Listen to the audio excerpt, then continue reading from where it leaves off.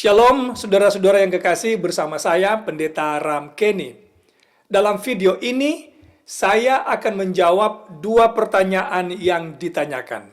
Pertanyaan pertama adalah, apakah nubuatan dalam Wahyu pasal 13 ayat 5 tentang perhitungan waktu 42 bulan yang disebutkan di sana sudah digenapi atau belum digenapi dan akan digenapi? Itu pertanyaan yang pertama. Pertanyaan yang kedua adalah, benarkah atau apakah Maria Ibu Yesus sudah berada di surga sekarang ini dan sedang mengadakan pekerjaan pengentaraan antara kita dengan Bapa? Jadi, apakah boleh kita berdoa kepada Bunda Maria, dan apakah benar Bunda Maria mendengar doa kita lalu meneruskan doa kita kepada Yesus? Nah, kita akan melihat dua pertanyaan ini dalam video ini. Mari kita mulai dengan pertanyaan yang pertama. Apakah nubuatan 42 bulan di Wahyu 13 ayat 5 telah digenapi atau belum digenapi? Jawaban saya adalah sudah digenapi. Berikut adalah alasan mengapa perhitungan waktu 42 bulan di Wahyu pasal 13 ayat 5 ini telah digenapi. Alasan yang pertama adalah 42 bulan perhitungan waktu ini adalah berhubungan sangat erat dengan perhitungan waktu yang lain yang disebutkan dalam kitab Daniel dan juga dalam kitab Wahyu, yaitu perhitungan waktu 1260 tahun dan perhitungan waktu 1 masa, 2 masa, dan setengah masa, total 3,5 masa. Kenapa? Oleh karena memang 42 bulan, 3,5 masa, dan 1260 hari ini adalah berbicara tentang perhitungan nubuatan yang sama. Nah, ketiga perhitungan ini telah digenapi oleh tanduk kecil yang mulai memerintah tahun 538 AD sampai tahun 1798 AD. Nah, kemudian kenapa 42 bulan ini adalah nubuatan yang sudah digenapi dan bukan belum digenapi atau akan digenapi kemudian di masa depan? Ini alasannya juga. Di dalam kitab Wahyu, khususnya pasal 13 ayat 5, di sana nubuatan 42 bulan ini tidak disertai dengan informasi kapan ia akan dimulai. Kalau memang kita percaya nubuatan ini akan digenapi nanti di hari depan. Nah, Wahyu 13 tidak memberikan kita informasi kapan nubuatan ini akan dimulai dan kapan berakhir.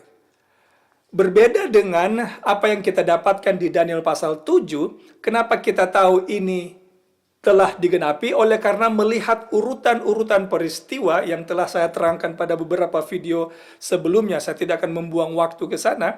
Jadi bagi saudara yang belum menyaksikan video yang telah saya upload atau unggah sehubungan dengan nubuatan ini, silakan mengunjungi channel Ram Media Ministry. Saudara akan mendapatkan video-video yang saya maksudkan.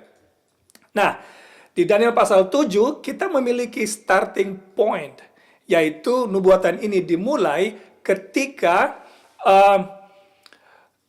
Ostrogot itu dihancurkan, ketika 10 tanduk ini komplit terpecah menjadi 10. Karena nubuatan pemunculan tanduk kecil berdasarkan Daniel pasal 7 ayat 23 dan 24, tanduk kecil ini akan muncul sesudah 10 tanduk. Artinya, sesudah kerajaan Roma terpecah menjadi 10, barulah tanduk kecil ini akan muncul. Dan itu memang digenapi secara tepat oleh nubuatan, oleh sejarah, ketika kerajaan Roma selesai terpecah pada tahun 476, ada 3 kerajaan pecahan Roma yang lain yang tidak setuju dengan Roma, dengan papasi, yaitu Vandals, Heruli, dan Ostrogoth. Jadi mulai dari 476 sampai pada 538, itulah terjadi peperangan antara kekuasaan Roman Kepausan menggunakan kekuatan sipil waktu itu untuk mencabut. Ingat saudara, tanduk kecil ini ketika muncul nubuatan Daniel 7 akan mencabut 3 tanduk yang lain, dan 3 tanduk itu adalah Heruli, Vandals, dan Ostrogoth. Ostrogoth adalah kerajaan yang terakhir yang dihancurkan pada tahun 538. Jadi tahun inilah yaitu starting point atau titik awal nubuatan 42 bulan, atau juga sama dengan 1260 hari, yaitu sama dengan 1260 tahun, dan juga 3,5 masa. Saya sudah terangkan ini pada video yang sebelumnya, jadi saya tidak akan membuang banyak waktu untuk menerangkan ke sana. Nah, kembali lagi ke Wahyu 13 ayat 5. Kalau kita katakan ini akan digenapi di kemudian hari, maka kita ada masalah, yaitu masalahnya adalah tidak ada starting point. Lalu kemudian, masalah yang lain adalah, andai kata memang starting point itu ada di kitab Wahyu pasal 13, maka berarti kita harus menunggu 1260 tahun lagi untuk menunggu kegenapan dari nubuatan 42 bulan ini. Saya ulangi lagi. Katakanlah memang benar bahwa nubuatan 42 bulan di Wahyu 13 ayat 5 belum digenapi atau akan digenapi. Kalaupun kita punya titik awal, maka kita harus menunggu, karena 42 bulan itu adalah 1260 hari. Dan dalam menerjemahkan nubuatan, kita harus menggunakan prinsip 1 hari sama dengan 1 tahun. Karena jangan lupa, 3 perhitungan waktu yang saya ulang-ulang ini, yaitu 42 bulan, 1260 hari, 3,5 masa, adalah prinsip yang digunakan bukan hanya di Wahyu, tetapi juga di Daniel. Oke? Jadi kita harus menunggu kalau begitu 1260 tahun lagi, yang adalah juga 1260 tahun. Kalau begitu Tuhan berarti tidak akan datang 1260 tahun dari sekarang. Sedangkan tanda-tanda zaman sudah menyatakan Yesus segera akan datang. Lalu 42 bulan ini adalah tidak boleh ditafsirkan secara literal. Kita sudah pelajari pada video sebelumnya, karena ini harus diartikan secara simbol. 42 bulan sama dengan 1260 tahun. Nah, kemudian alasan yang terakhir yang bisa saya sampaikan, kenapa ini saya katakan sudah digenapi, yaitu pada tahun 1798, ketika Roma Kepausan kekuasaannya dicabut, oleh karena memang Wahyu pasal 13 adalah pengulangan atau berbicara hal yang sama yang ada di Daniel pasal 7. Mari saya bantu saudara untuk membuat paralel antara 2 pasal ini. Di 2 pasal ini, dalam pasal 7 buku Daniel, kita dapatkan singa, beruang, macan tutul, naga. Begitu juga di Wahyu pasal 13, kita juga dapatkan singa, beruang, macan tutul, naga. Hanya bedanya, urutan di Wahyu pasal 13 terbalik, tidak sama dengan urutan yang ada di Daniel pasal 7. Urutannya terbalik. Saya sudah jelaskan alasannya mengapa. Oleh karena Daniel, dalam Daniel pasal 7, dia menulis di zaman Babel. Kerajaan-kerajaan yang lain belum datang. Jadi Daniel melihat ke depan kepada penggenapan penglihatan yang ia lihat. Jadi Daniel melihat ke depan. Itu sebabnya penglihatan yang dia lihat mulai dari Babel, kemudian Medo-Persia, Yunani, baru Roma. Sedangkan di Wahyu pasal 13 ditulis oleh Yohanes Pewahyu yang hidup di zaman kerajaan yang keempat, yaitu kerajaan Roma. Jadi semua kerajaan yang sebelum Roma sudah digenapi, sudah ada dan bahkan sudah runtuh. Itu sebabnya Yohanes Pewahyu gantinya mengikuti urutan Daniel, dia mengikuti atau urutan yang dia buat terbalik karena dia melihat ke belakang dan bukan melihat ke depan. Lalu di Daniel pasal 7 kita juga dapatkan 10 tanduk. Begitu juga di Wahyu pasal 13 ada 10 tanduk. Di Daniel pasal 7 kita juga dapatkan tanduk kecil ini berkuasa 3,5 masa. Kita dapatkan di Wahyu pasal 13 42 bulan. Ini dua ini adalah perhitungan waktu yang sama. Lalu Daniel pasal 7 tanduk kecil menganiaya. Begitu juga di Wahyu pasal 13 tanduk kecil juga menganiaya. Sudah bisa dapat di ayat 7. Lalu di Daniel 7 kita dapatkan mulut yang menghujat atau mengatakan meninggikan diri seperti Allah, itu adalah hujat. Begitu juga dalam Wahyu pasal 13 kita dapatkan juga hujat dalam ayat 5 dan ayat 6. Nah, hanya perbedaan yang lain adalah di kitab Daniel tidak disebutkan tanduk kecil ini terluka parah dan sembuh.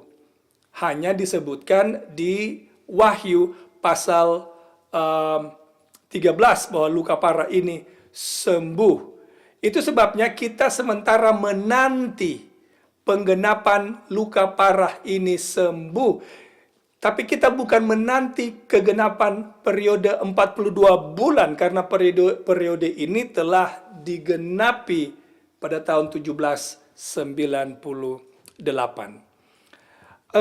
Hal detail yang lain yang mungkin saya bisa tambahkan adalah Alkitab kadang-kadang atau Alkitab contohnya dalam Matius pasal 24, karena Matius 24 itu ditulis berdasarkan kronologi peristiwa, bahasa Greka yang digunakan untuk menggambarkan urutan peristiwa adalah kai tote, and then, atau diterjemahkan sebagai and then, jadi lalu kemudian apa gitu. Tetapi di Wahyu pasal 13 menggunakan kai. Nah, kai ini, bahasa Greka kai ini memiliki fungsi sebagai kopulatif. Kopulatif artinya menggabungkan kata atau kalimat atau ide yang terpisah. Dan itulah yang kita dapatkan di ayat 5. Karena Wahyu pasal 13 ayat 1 sampai 4 adalah gambaran umum dari binatang yang muncul di sana. Sedangkan ayat 5 sampai ayat 7 adalah menggambarkan kegiatan dan karakter dari binatang itu. Nah, untuk menghubungkan dua hal ini, gambaran umum dari binatang dan kegiatan dan karakter binatang ini, kita dapatkan kata kai atau dan di ayatnya yang kelima. Tapi tidak menunjukkan sequence atau urutan peristiwa secara kronologi, tetapi adalah gambaran menggabungkan dua gambaran peristiwa yang ada di pasal itu. Nah, semoga ini bisa bermanfaat bagi saudara Waminton Raja Guguk yang menanyakan. Ini pertanyaan yang sangat baik dan kami menghargai pertanyaan ini. Ini adalah pertanyaan yang cukup bagus untuk kita pelajari dan saya pikir penting untuk kita tahu. Terima kasih saya ucapkan kepada saudara Waminton Raja Guguk. Baik, sekarang kita pindah pada pertanyaan yang kedua, yaitu benarkah Maria, Ibu Yesus, sudah berada di surga? Nah, saudara yang kekasih, sebelum saya jawab ini, mari kita lihat sedikit saja, sekilas, ini tidak perlu detail ya, sekilas tentang kehidupan Maria. Berdasarkan Roma pasal 1 ayat 3, Maria ini datang dari garis keturunan Daud. Sama juga dengan suaminya Yusuf, datang juga dari keturunan Daud dalam Lukas pasal 2 ayat 4. Lalu kemudian Maria ini disebutkan oleh Alkitab sebagai seorang yang rendah hati dan penurut. Itu disebutkan di Lukas pasal 1 ayat 34. Dia juga disebutkan sebagai seorang yang sederhana atau miskin dalam Lukas pasal 2 ayat 22 sampai 24. Kemudian dia adalah seorang yang diberkati. Ini Maria ibu Yesus diberkati dalam Lukas pasal 1 ayat 48 dan 49. Kemudian ini yang menarik, mungkin kita harus baca ayat ini. Mari kita pergi sekarang ke Lukas pasal 1 ayat 42. Ada ayat yang menarik di sana. Lukas pasal 1 ayatnya yang ke-42 berbunyi begini. Lalu berseru dengan suara nyaring, diberkatilah engkau di antara semua perempuan dan diberkatilah buah rahimmu. Ada yang menarik yang harus kita lihat di sini yang sangat penting saya pikir. Disebutkan di sana adalah diberkatilah engkau di antara. Tidak disebutkan diberkatilah engkau di atas wanita yang lain atau lebih dari wanita yang lain. Tapi Alkitab menyebutkan diberkatilah engkau di antara wanita. Nah, lalu Maria juga adalah seorang yang berdosa. Dan Alkitab menyebutkan ia memerlukan juru selamat. Mari saya tunjukkan kepada saudara. Ayat yang pertama yang mendukung hal ini adalah tentu Roma pasal 3 ayat 23. Semua, tidak terkecuali, Alkitab tidak sebutkan semua tapi Maria. Tidak. Semua manusia telah berdosa dan kehilangan kemuliaan Allah. Nah, lalu sekarang mari kita baca Lukas pasal 1 ayat 46 dan 47. Kita lanjut pasal yang tadi. Ini nyanyian pujian Maria. Lalu dengarkan nyanyian Maria ini. Lalu kata Maria, jiwaku memuliakan Tuhan dan hatiku bergembira karena Allah Juru Selamatku. Nah, saudara yang kekasih, kalau kita katakan Maria tidak berdosa, seperti Yesus, Yesus tidak perlu juru selamat karena dialah juru selamat. Dan Alkitab tidak pernah menyebutkan Yesus memerlukan juru selamat. Tapi di nyanyian Maria disebutkan di sana, dan hatiku bergembira karena Allah juru selamatku. Karena Maria, manusia biasa seperti saudara dan saya, memerlukan juru selamat. Hal yang menarik yang lain yang saya temukan adalah Yesus tidak pernah memanggil Maria itu ibunya. Saudara bisa dapatkan itu di Yohanes pasal 2 ayat 4. Dia merefer atau merujuk kepada memanggil ibunya dengan sebutan woman, not mother. Okay? Lalu ketika Yesus disalib, saudara bisa baca di Yohanes pasal 17 ayat 25 sampai 27. Terjemahan bahasa Indonesia menggunakan kalimat atau kata ibu. Terlihat sepertinya memang Yesus memanggil Maria sebagai ibu. Tapi saudara pergi ke terjemahan bahasa Inggris, semua atau terjemahan atau versi bahasa Inggris apapun, King James Version, New King James Version, New International Version, New American Standard Version, New Living American Standard Version, even Catholic Bible tidak menggunakan kata mother di Yohanes pasal 19 ayat 25 sampai 27. Tapi kata yang digunakan adalah woman. Yesus tidak pernah memanggil Maria dengan sebutan mother, tapi woman. Lalu, sesudah kematian Yesus, sudah Yesus terangkat ke sorga, terakhir kali Alkitab menyebut Maria itu di buku Kisah Para Rasul pasal 1. Kita akan pergi ke sana. Kisah Para Rasul pasal 1 ayat 13 dan 14. Kita akan baca ayatnya. Ayat itu berbunyi begini. Ayat 14 saya bacakan ya. Mereka semua bertekun dengan sehati dalam doa bersama-sama.